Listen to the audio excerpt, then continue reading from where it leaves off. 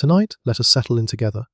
Normally, on this channel, I take you on journeys that stretch out for hours. 2 hours of slow history, unfolding like candlelight through old halls, steady enough to keep you company deep into the night. But tonight's tale is a little different. Instead of 2 hours, we'll spend only 15 minutes together. And in that shorter time, I'll softly unfold a story for you, one you can let drift in and out of your mind, until eventually your eyelids grow heavy and you slip into rest. So don't worry about holding on to every detail. The words are meant to flow over you like the hush of wind in tall grass or the rhythm of rain tapping on a quiet roof. By the end, you won't need to reach for the conclusion. Sleep will already have found you. The subject of our gentle journey tonight is witchcraft, or more precisely, the fear of it in the Middle Ages. It was not the kind of topic people treat with humor today.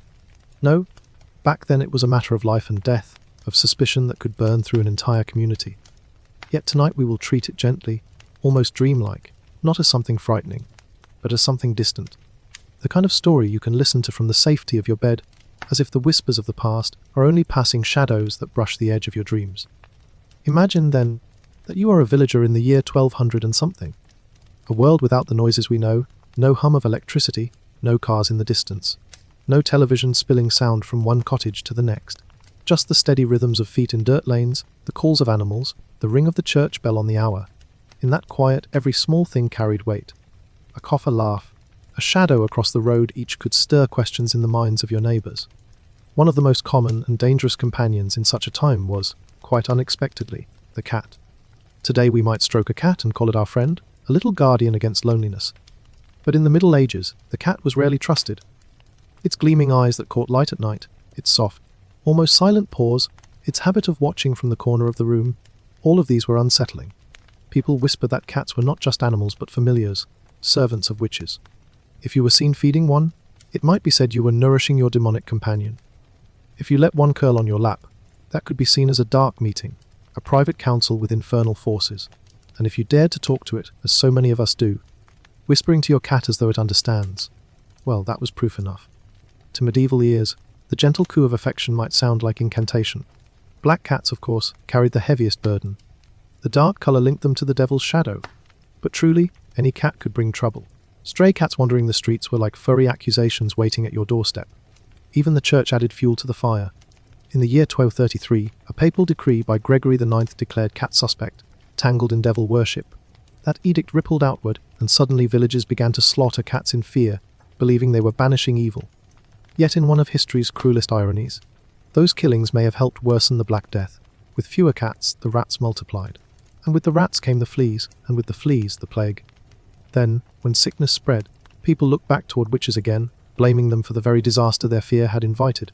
So it was a trap without escape. If you had a cat, suspicion. If you didn't, suspicion still.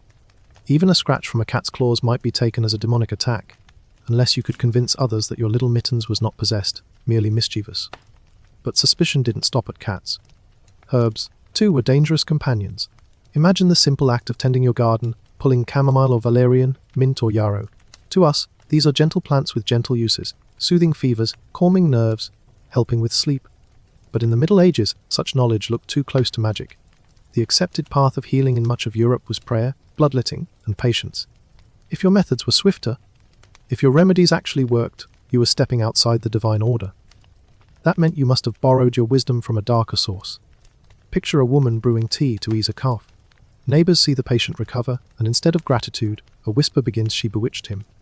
Her own garden becomes evidence against her. Each plant is a spell ingredient, each leaf a pact with the devil. Even books of herbs, simple guides to what was edible and what was not, could be mistaken for spell books. And since few villagers could read, the curling letters on a page looked to them like runes, spells waiting to be spoken. Left-handedness, too, in those centuries carried its dangers. The Latin word for left, sinister, drifted into the English word for evil. Right was blessed, wholly ordered. Left was chaotic, dangerous, unnatural. If you picked up a tool with your left hand, neighbors frowned. If you wrote left-handed, they might murmur that you were writing backward, perhaps channeling strange symbols without knowing it. Even children were sometimes forced to unlearn their natural hand, tied down until they conformed to the good side. In paintings, Christ raised his right hand to bless, while the devil and the damned were painted with their left. The contrast was burned into imagination, and a left-handed child grew up beneath that shadow. Even talking to yourself was not safe. A quiet mutter, a whisper as you walked, could be mistaken for casting a spell. Imagine you are humming to yourself while feeding chickens, whispering, "Please lay eggs." A neighbor overhears, mishears, and repeats, "She said release the plague." In a village without the hum of engines, without radios, even the faintest murmur carried far. Every word could be caught, twisted, and replayed. And if you prayed alone, softly, outside the church, that too was suspect. Unless prayers were spoken under priestly supervision, they might be mistaken for spells. Even friendship could trap you. To be too popular was suspicious. Clearly, you had bewitched your neighbors into liking you. To be too solitary was also suspicious. Clearly, you cursed anyone who came too close. There was no safe balance, no middle path. If you danced at festivals, you tempted men with your wicked movements. If you did not dance, you were cursing the dancers. If you laughed too much, you laughed with demons. If you laughed too little, you were plotting. The wrong laugh, the wrong silence, all could feed suspicion. Midwives were often at the very center of such fears. They carried the knowledge of herbs, the experience of birth, and the quiet trust of women. Yet childbirth was dangerous. If a baby lived, the midwife was accused of unnatural interference. If it died, she was accused of dark sacrifice. With survival so fragile, blame needed a target, and the midwife was an easy one. The herbs she carried, meant to soothe pain, looked far too much like ingredients of potions. Even boiling water could be seen as extravagance, some ritual of unnatural cleanliness. She knew too much, and that knowledge was dangerous. Weather itself became a weapon of accusation. A frost, a drought, a flood, always someone must have caused it. If you lived near the wrong patch of land, if your garden thrived when your neighbors wilted, eyes turned toward you. Sermons told that witches could summon storms, milk the clouds like cows, squeeze the sky for rain. A lightning strike in your yard might be taken as proof, no matter that you were as terrified as anyone else. And then there were the marks on the body. Freckles, moles, scars, birthmarks, all suspect. These were said to be witches' marks, proof of a pact, spots where demons had fed. Witch hunters would prick at the skin, testing whether a mole blood. If it did not, it was a sign of the unnatural. Beauty marks, which today might be admired, then could bring a death sentence. You could not explain them away. If you said you were born with it, you were born a witch. If you said it appeared later, you had made a pact. Either way, the logic led to the same grim end. To heal too quickly was also dangerous. If a neighbor was bedridden for weeks and rose swiftly after your care, that could not be chance. It had to be sorcery. Even kindness could betray you. A bowl of broth given to a sick woman, if she recovered, it was witchcraft. If she did not, it was poison. Secrets of recipes meant to guard trade only deepen suspicion. And if your husband died young, you might be called a black widow, not because you plotted, but because society could not accept a woman independent.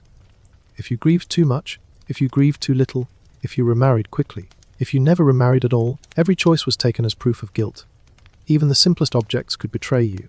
A strange stone, a carved figure, a book, a piece of jewelry with an unfamiliar design. To us, treasures of curiosity.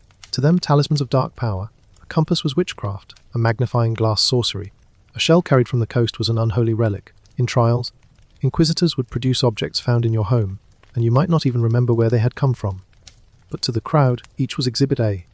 And finally, living alone, something many of us today treasure, was then the deepest mark of all. In a world where people crowded into cottages, to choose solitude meant you had something to hide. A home on the edge of the woods was not peace, it was a lair. A lit candle at night was not for mending socks, it was for calling spirits. The hermit, the solitary, was an object of suspicion. So lived the villagers of those centuries, balancing on a knife's edge of normality, where even laughter and friendship, or quiet solitude, could tip you into danger. Fear was a net that caught everyone, and in that net, reason seldom mattered. The world was full of uncertainty, storms, plagues, illness, and when answers failed, witches filled the silence. But tonight, you need not hold that fear. Tonight, these stories are only gentle shadows, drifting images from a time long past. You are safe here in your room, wrapped in stillness, in warmth. The fears of the Middle Ages belong to the Middle Ages. They fade now like candle smoke curling into the dark. So as your breathing slows, let the edges of these tales soften. Cats with gleaming eyes become only companions, curled and purring. Herbs become only soothing teas, cups of chamomile to ease you into rest. Marks on skin are only freckles kissed by sunlight, nothing more. Laughter is safe again, soft and healing. And the solitude of your room is no longer dangerous. It is sanctuary. Thank you for joining me tonight.